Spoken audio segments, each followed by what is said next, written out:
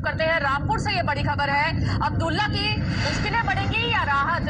2 जन्म प्रमाण पत्र मामले में आज फैसला आ सकता है। और आपको बता दें, रामपुर की स्पेशल एमपी एमएलए कोर्ट अपना फैसला आज सुनाने जा रही है। फैसले को लेकर सुरक्षा व्यवस्था के पुख्ता इंतजाम किए गए हैं और अब्दुल्ला को राहत या फिर सजा होगी, ये एक बड़ा सवाल है, ये बड़ा सस्पेंस बना हुआ है। तो ये बड़ी खबर आपको रामपुर से बता रहे हैं।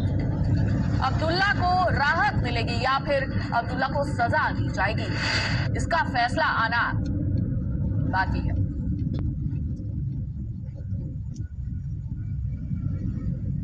और इसी खबर पर हमारे साथ संवाददाता फहीम खान जुड़ गए हैं। फहीम, इस खबर को लेकर क्या अपडेट सामने आ रहा है? क्या राहत मिलेगी या सजा मिलेगी? क्या फैसला आ सकता है कोर्ट का?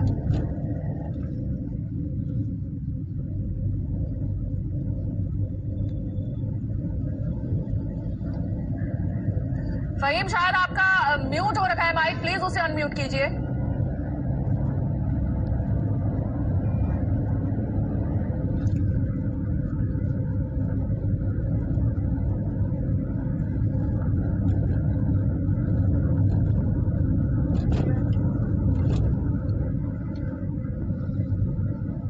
तो आपको बता दें कि अब्दुल्ला की मुश्किलें बढ़ेंगी या राहत, ये एक बड़ा सस्पेंस बना हुआ है।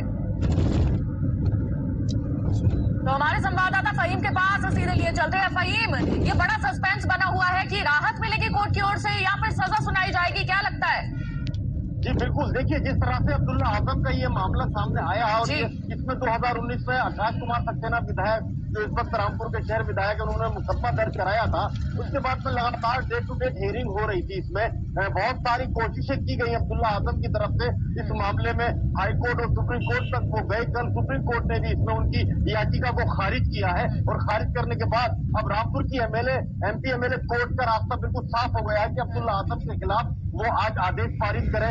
और क्या आदेश उनके खिलाफ होगा या उनके पक्ष में होगा, ये उनके विवेक के ऊपर है। लेकिन आज पूरी देश नहीं बल्कि पूरी दुनिया की नजरें अब्दुल्ला आजम के इस मामले पर टिकी है। और अब्दुल्ला आजम, उसमें साथ में आजम खां और उनकी अब्दुल्ला आजम की मां तंजीम फातिमा पूर्व विधायक, वो भी इसके अंदर आरोपित हैं। और उसमें किस तरह से उनको राहत मिलेगी या उनको आज जो है वो आफत आएगी, ये देखना बड़ा दिलचस्प होगा। क्योंकि जो आजम खां है वो लगातार बहुत सारे मामलों में घिरे हुए हैं और अब्दुल्ला आजम लगातार वो भी कई मामलों में अदालत के चक्कर काट रहे हैं। तो ऐसे में देखना ये होगा कि आज अदालत की तरफ से क्या फैसला आता है। लेकिन जिस तरह से अब्दुल्ला आजम के मामले में लगातार पैरवी की गई है और पूरी तरह से इसमें हाई कोर्ट से लेकर सुप्रीम कोर्ट तक अब्दुल्ला आजम की कहे तो सरकार ने भी लगातार इसका पीछा करने के बाद उन्होंने अपना पक्ष रख के अपने आप को मजबूत दिखाया है। जैसे कि सुप्रीम कोर्ट के अंदर भी कल उनकी एप्लीकेशन को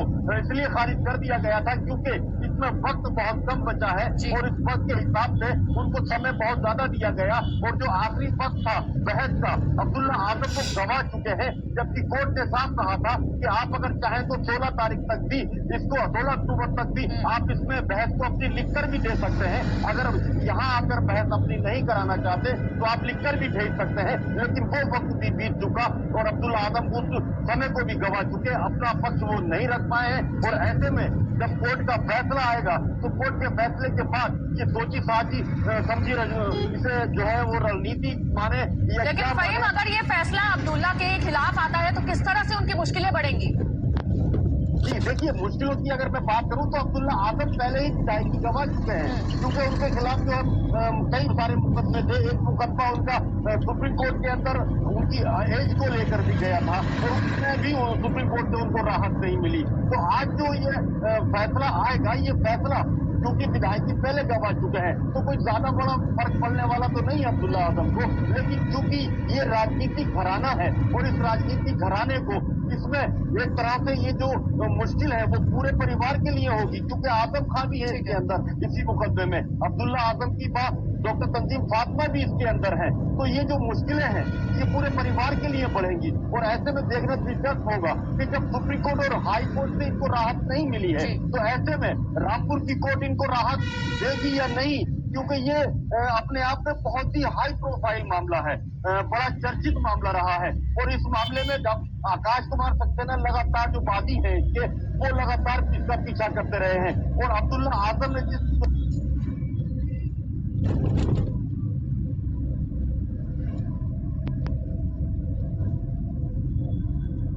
लेकर आया है।